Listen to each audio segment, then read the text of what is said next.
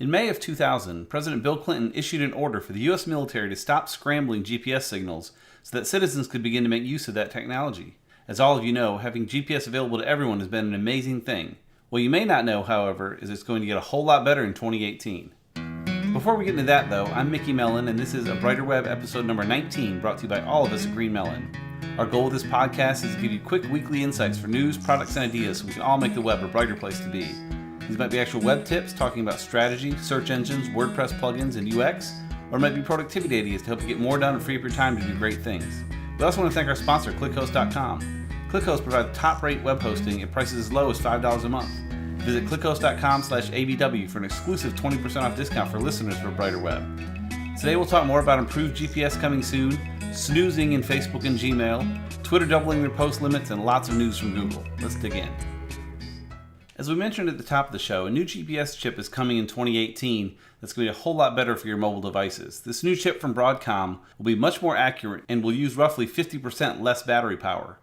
Current chips in your phones are accurate to within about 5 meters, which is pretty good, but the new chips will be accurate within about 30 centimeters, about a foot. This new technology should also perform much better in urban areas with tall buildings and other concrete structures where today's GPS often has trouble. No word on what phone will be the first to have it, but much of 2018's lineup should include the new chip. Facebook has a new feature in testing right now that could be very valuable called Snoozing, and it's what you think it is. Rather than unfollow or unfriend a person, you can now snooze a page, person, or group for either 24 hours, 7 days, or 30 days. So, for example, if someone's on vacation and you're tired of seeing their pictures, just snooze them for a week, and their stuff won't come up anymore, but you don't have to unfollow and remember to refollow later. Could be a nice little update. Again, it's in testing now, but I suspect that's the kind of thing that'll roll out eventually to everyone, so we'll keep an eye on that. ProsperWorks has just raised another $53 million in funding. While we don't use it currently at Green Mellon, we've used the ProsperWorks CRM in the past to help manage our client relationships, and it's a great tool. They just announced they raised a $53 million Series C round of funding, which will be used to double their engineering team. ProsperWorks is a great product, and this funding helps ensure they won't be going away anytime soon. If you're looking for a good CRM, there's certainly one you should be checking out. Twitter is testing a 280 character limit.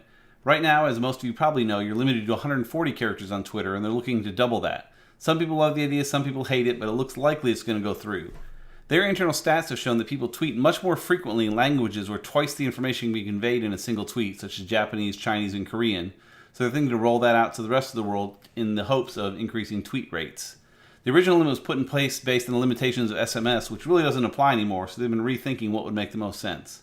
Now, this isn't a sure thing to happen, but seems quite likely.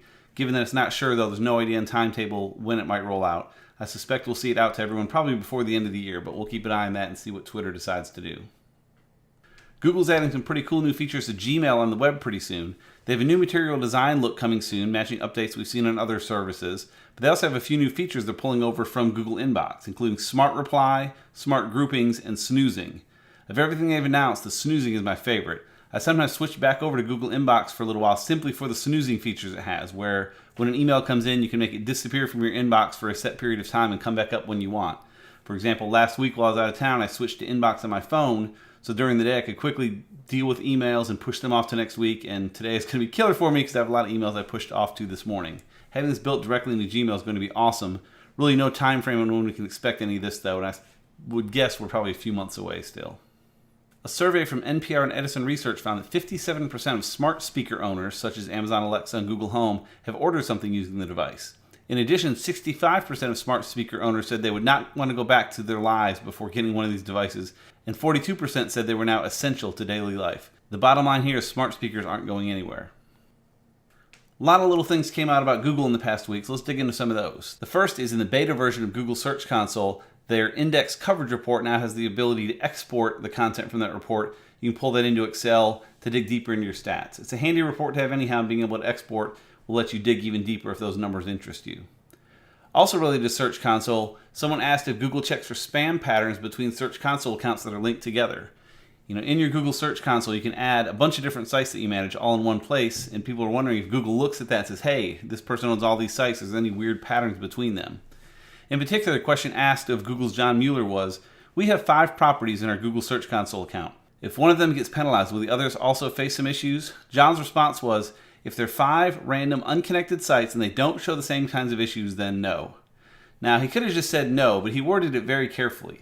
This isn't something most of us have to worry about since we play by the rules, but it's interesting to think that Google might look at an array of sites across a Google Search Console account to see if they're all doing something similarly suspicious, and John didn't rule it out completely, so keep an eye on that. Another piece of news from Google's John Mueller is his suggestion on what to do if you're moving from a standard site to an HTTPS site, and they say just move it all at once. In particular, he says, in general, what I would do with a move to HTTPS is just move everything at once. We do try to recognize site moves like this where you're moving a bigger part of your website to a new setup. We try to process that a little faster, and it helps us to really know that the whole website is actually moved. So if you're doing this in steps, what generally happens is it takes a lot longer and there's a bit more room for error. Because we might miss something, we might assume you're only moving part of the website, and the next month the next part comes. How and where do we combine these things? My recommendation would be to bite the bullet and just do that change completely. So coming from Google, they're saying if you're going to switch to HTTPS, you should do it all at once. And really, most plugins and setups make it easier to do it all at once anyhow, so no reason not to do that in most cases. We've talked before about how Google is the default search provider on certain Apple products, and they've actually just become the default provider on more products. They were already the default search on much of the iPhone, and now they're the default for Siri results, for iOS search, and for Spotlight search on macOS. Apple says this is for the sake of consistency, so that people get the same kind of results across all devices, which I certainly can see. But it also seems that Google's probably paying more for this privilege as well, and it benefits both companies to do that. Someone asked Google about their current support for PubSub Hubbub, and John Mueller confirmed that they still support it. It's now known as WebSub, formerly known as PubSub Hubbub. And this is a protocol to help you quickly notify Google of changes to your site. Google's crawling speed, aided by XML sitemaps, has pretty much made this a non-issue. It was a great technology a decade ago, not used as much anymore, but interesting to know they still support it if it's something you use, and it's one more way to tell Google about updates to your site so they get those changes done instantly rather than hoping they'll come along and find it in the coming hours or days.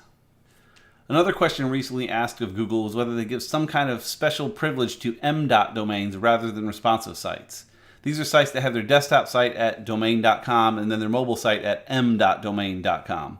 John Mueller confirmed that no boost exists by saying, we're not special casing them, sometimes they rank well, sometimes they don't. In general, a mobile responsive site is probably going to help you rank better, not magically because it's responsive, because Google doesn't just give you a magic boost for that, but by virtue of what it means with identical content across different devices. So no worries that Google's giving special treatment to any of those. Your best bet probably is to keep your site mobile responsive. You should do pretty well. Much has been made this year about making sure you don't have a, quote, low-quality website, and Google search quality guidelines help outline what those kind of sites look like. An article from Search Engine Journal lays this out, and a few of the notes in there they have are, 1, you should avoid excessive and unnatural internal structural links. This is where you see sites that have lots of links on the sidebars and footers of their site, tons of links to other areas of the site. You should really use those with caution a bit. They warn against over-monetization of content. This is largely what the Fred update addresses. Ads everywhere on the site is not going to be good for Google.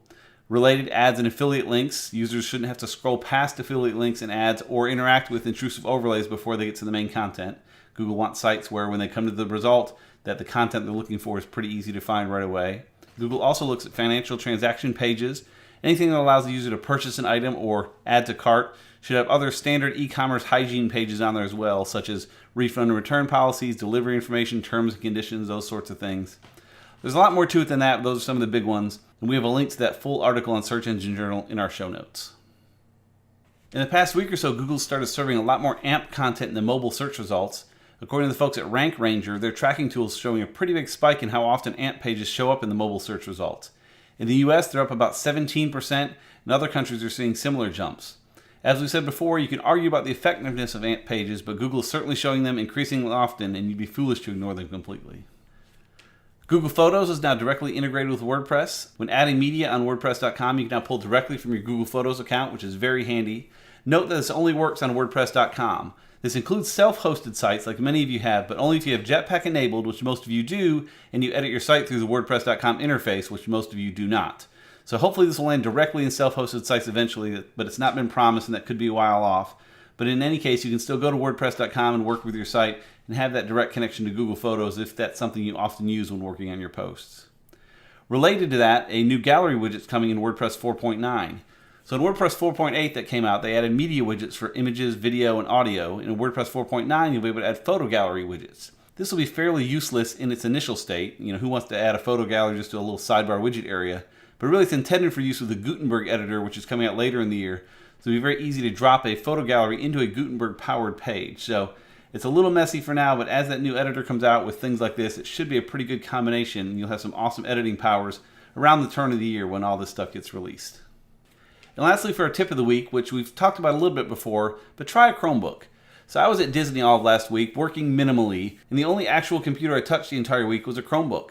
I had a Windows machine I brought in case of emergency, but really the only thing I could possibly need it for is FTP. Literally everything else is in the Chromebook. Although it will take care of a lot of email and stay on top of things a bit, so this week won't be too bad trying to catch up. If you're a designer, the lack of Adobe's Creative Cloud could be tough, but for most of us it works great. I was just catching up on email and Feedly and Slack and Asana. They all worked awesome on there, made it great to keep up with everything. I encourage you to give it a try. And that's all we have for this week. You can find me on Twitter at Mickmel, M-I-C-K-M-E-L, or learn lots more at greenmelonmedia.com. You can find more about the podcast, including show notes and links, as well as video tutorials and many other resources over at abrighterweb.com. If you're in the Atlanta area, come check out our meetup, held 3 times each month. And if you're not in the Atlanta area, we post recaps on the site soon after each meetup. Either way, you can learn more about that at abrighterweb.com/meetup. Thanks for listening.